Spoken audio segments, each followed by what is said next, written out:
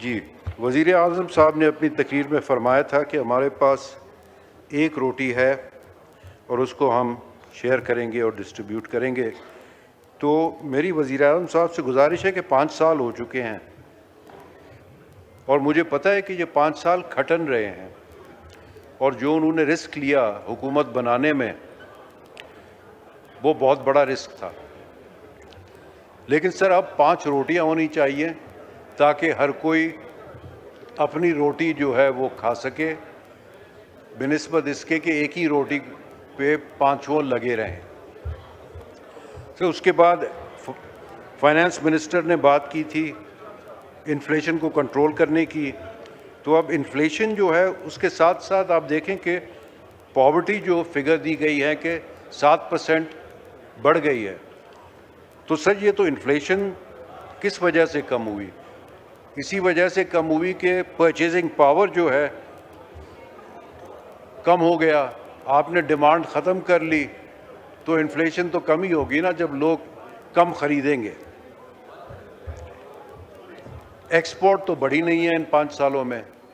अब वो ट्रेडिशनल तरीके से एक्सपोर्ट बढ़ाने की कोशिशें कर रहे हैं उन्हीं सेक्टर्स से, और उन सेक्टर से कोई भी 5 सालों में नतीजा नहीं निकला है। तो सर, अब ये है कि आप उन ट्रेडिशनल सेक्टर से निकल के और एग्रीकल्चर और माइनिंग की तरफ तवज्जो दें, जो नए सेक्टर्स हैं जिनके वजह से आपको एक्सपोर्ट से कुछ हासिल होगा। पुराने घिसे पटे सेक्टर्स अब तक 5 सालों में आपको कुछ भी नहीं दे सके।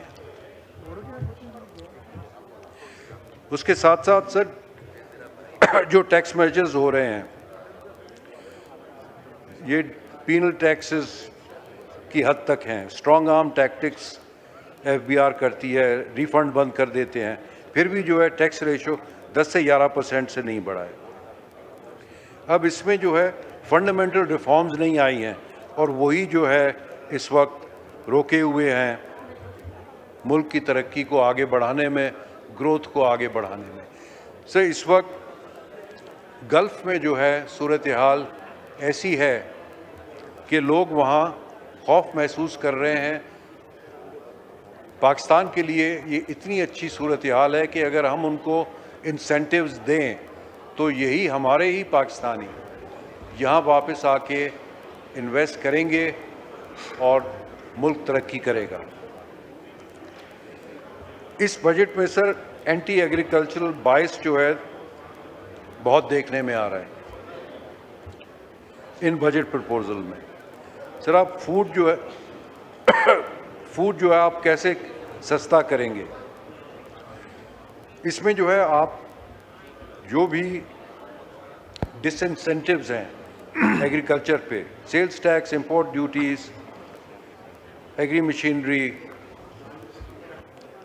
Locally produce seeds, pesticides, fertiliser और जो भी इनपुट्स हैं, उनको आप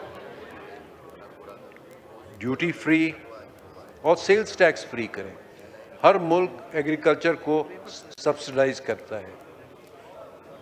हम सिर्फ ये इन पे सेल्स टैक्स, ड्यूटीज़ हटाएं तो ये एग्रीकल्चरिस्ट के लिए जो है हुकूमत की तरफ से बहुत बड़ा इकदाम होगा अगर उनकी हर इनपुट पे ये हो जाए। उसके साथ साथ सर, क्रॉप इंश्योरेंस अवेलेबल की जाए। अगर बैंक्स को क्रॉप इंश्योरेंस अवेलेबल है, वो जो कर्जे देती है ग्रोअर्स को, वो तो क्रॉप इंश्योरेंस करा लेती हैं ताकि अगर कोई कुदरती आफत आ जाए तो बैंक को पैसा मिल जाए, लेकिन ग्रोअर नहीं करा सकता है। अभी ताज़ा एक आंधी आई जो सिंध और पंजाब में आई, उससे बहुत बड़ा नुकसान हुआ, कोई क्रॉप इंश्योरेंस नहीं।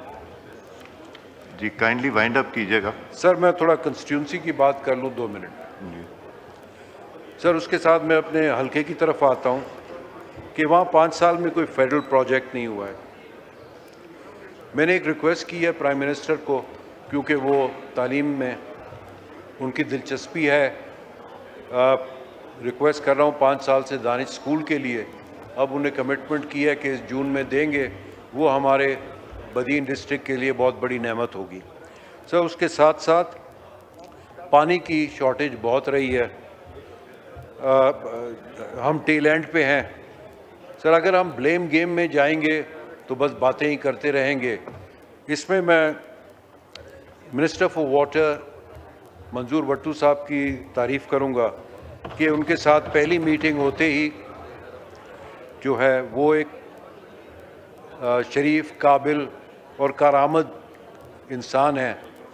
पहली मीटिंग में ही उनके साथ होते ही एक्शन होना शुरू हो गया और पानी जो है चश्मा से रिलीज़ होना शुरू हो गया। सर, उसके साथ एक हमारा 2023 में फेडरल प्रोविंशियल बैकवर्ड डिस्ट्रिक्ट्स के लिए रखा गया था प्रोग्राम। उसमें बदीन डिस्ट्रिक्ट को 2 बिलियन रुपीस मिलने थे, 1 बिलियन प्रोविंस से, 1 बिलियन फेडरल से। हमने ये किया कि जो 2 बिलियन थे वो सब के सब हमने मुख्तस कर लिए स्कूल रिपेयर्स के लिए। जी, काइंडली प्लीज वाइंड अप कीजिए। सर, मैं वाइंड अप कर रहा हूँ, बस आप अपने बाकी कोलीग्स का टाइम ले रहे हैं। लेकिन सर, अफसोस के साथ कहना पड़ता है कि अभी तक हमें फेडरल की तरफ से 50 मिलियन और सिंध गवर्नमेंट की तरफ से 100 मिलियन जो भी अब तक डिस्ट्रिक्ट में नहीं पहुंचे हैं। मेरी रिक्वेस्ट है कि ये फेडरल की तरफ से 50% इस साल दिए जाएं ताकि कोई फ़र्क आए। और आखिर में ये है कि सर, इंसेंटिव दिए जाएं, इंडस्ट्रियल यूनिट लगें ताकि जॉबलेसनेस पे काबू पाया जा सके। आपका बहुत शुक्रिया।